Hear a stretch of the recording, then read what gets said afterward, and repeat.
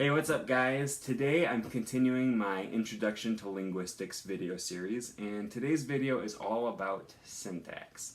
Now, syntax is the study of the rules that govern the structure of our sentences. And this is not something we think about all the time, but sentences are actually very complex linguistic units, and there's a lot to say about how they're formed. And it can actually give us some useful insights into the languages that we're learning. So as usual, of course, if you have any comments, questions, concerns about the material that I'm presenting to you here in this video, please leave me a comment below in the comment section. If I leave any confusion in your mind by the end of this video, I would love the opportunity to clear that up for you and maybe refine my explanations a little bit. Now, before we go on and talk about the study of structural rules, I have to define what I mean by a structural rule, because I think sometimes using the word rule can be a little bit confusing. Now, in my first video about linguistics, I mentioned that linguists don't care about the rules in your grammar books.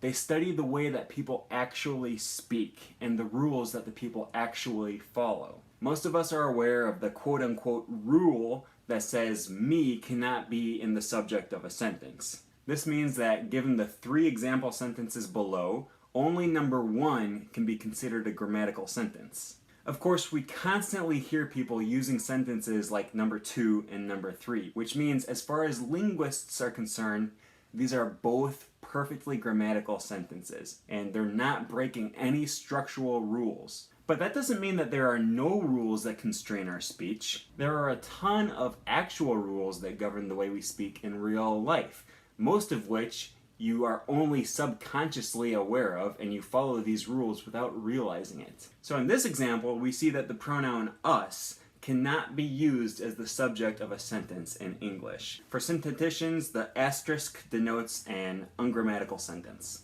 And here it's obvious that no native speaker of English would ever be tempted to make this mistake because it just sounds so bad. That's what I'm talking about when I say rules. As native speakers, it doesn't take any effort to follow the actual rules of the language. Those rules are just ingrained in our head and we do it naturally. Now, we know that sentences are made up of words, but how do we decide what order to put those words in when we're forming our sentences? Well, the rules of grammar actually allow us some leeway. Here I used all the same words in 2 different sentences. I just rearranged the words, but the sentences still mean the same thing. We can take whole phrases and move them around, or we can actually take individual words and swap them. You can see that I changed Han and Greedo to Greedo and Han, and the sentence still means the same thing. But we're not completely unrestrained as far as word order, otherwise it would be grammatical to make sentences like this. Shot Han talking someone Greedo were first and while. So how can we know exactly how much leeway our language allows us for changing words around? In order to discuss this, we need to talk about constituents. A constituent is a word or group of words that functions as a single unit within a hierarchical structure. And you can see here that I've divided the sentence into 2 separate constituents, each of which is meaningful in some way. While Han and Greedo were talking in the cantina, and someone shot first. Now, all sentences can be broken down into constituents, and some constituents can be further subdivided into smaller constituents. For the purpose of this example, I'm just going to focus on the first constituent here, which I have highlighted in yellow. And we see that Han and Greedo were talking is still a constituent. The same is true of Han and Greedo. The phrase Han and Greedo also has a meaning that you can still understand, as does the word Han all by itself. So we can see that single words can still be constituents even without any other words grouped with them. Let's compare those examples to groups of words that are not constituents, such as while Han. What does that even mean? It's not a group of words we would put together naturally and derive some kind of meaning out of it. So going back to my example from earlier, we see that the concept of constituency is a piece of the puzzle that can help us understand how words are allowed to move within the sentence.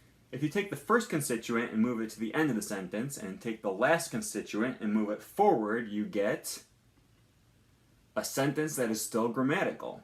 The words Han and Greedo could also be swapped because they're both mini constituents that play the same role within a larger constituent. We also see that if you divide words into groups that are not constituents, they can't be moved. And if we try it, we get something horrible like this sentence. Cantina someone shot first while Han and Greedo were talking in the. Now, it's possible to view sentences as simple strings of words going from left to right, but it's actually much more revealing to view them as hierarchies with different levels that you can go deeper and deeper into. So you get a constituent within a constituent within a constituent, and so on and so forth. Let's take this example sentence and divide it into two parts, the subject and the predicate. And we see that our sentence is now made up of a noun phrase and a verb phrase, so we're going to label them as such. Now I know that the word I is technically a pronoun, but it's a substitute for a noun, so we're still going to call it a noun phrase. And if you examine other sentences in English, you'll find that actually all sentences are composed of at least one noun phrase and one verb phrase. So that's why we're calling it a noun phrase even though it's a pronoun. It's a generalization that allows us to make our rule simpler.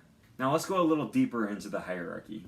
Here we see that our verb phrase is subdivided into a verb and another noun phrase, which is one of only a few ways that you can construct a verb phrase in English, and all transitive verbs require that you have at least these two components. And now we're one level deeper than we were at the previous level of analysis, and if you keep going, your sentence is eventually going to look like this.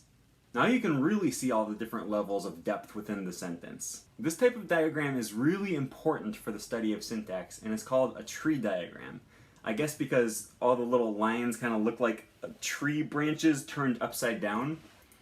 Or maybe it's supposed to represent the roots of a tree? I don't know, but we call it a tree diagram for some reason. And believe it or not, this is actually a very oversimplified version of a tree diagram. Real syntacticians would take this a lot deeper and make it way more complex. And once you get really good at syntax, you'll be able to make syntax trees that look like this. And then you'll be able to see a lot of the underlying phenomena that you didn't notice when you viewed your sentence as a simple left to right string of words. And importantly for language learners, once you go deep enough into your understanding of syntax, you'll start to see that all human languages actually follow the same set of rules, even though they seem so incredibly different. English sets word order as subject, verb, object, whereas Japanese sets it as subject, object, verb. In English, you put the adjectives before your noun. In Spanish, you put the adjectives after your noun. The structure of these languages seems like they have nothing in common, but an advanced understanding of syntax will actually reveal that they're very much the same, and I believe even sign languages follow the same syntactic rules. Now, I don't have any time to go any deeper in this video, but stay tuned because I'll definitely be putting up more videos to give you a deeper understanding of syntax. This video has just been the bare basics that you need to get started. And again, if you have any questions or concerns, please let me know in the comment section below. You could also connect with me on Twitter at @ThingTimLangs. Thanks for watching the video, and we'll see you guys in the next one.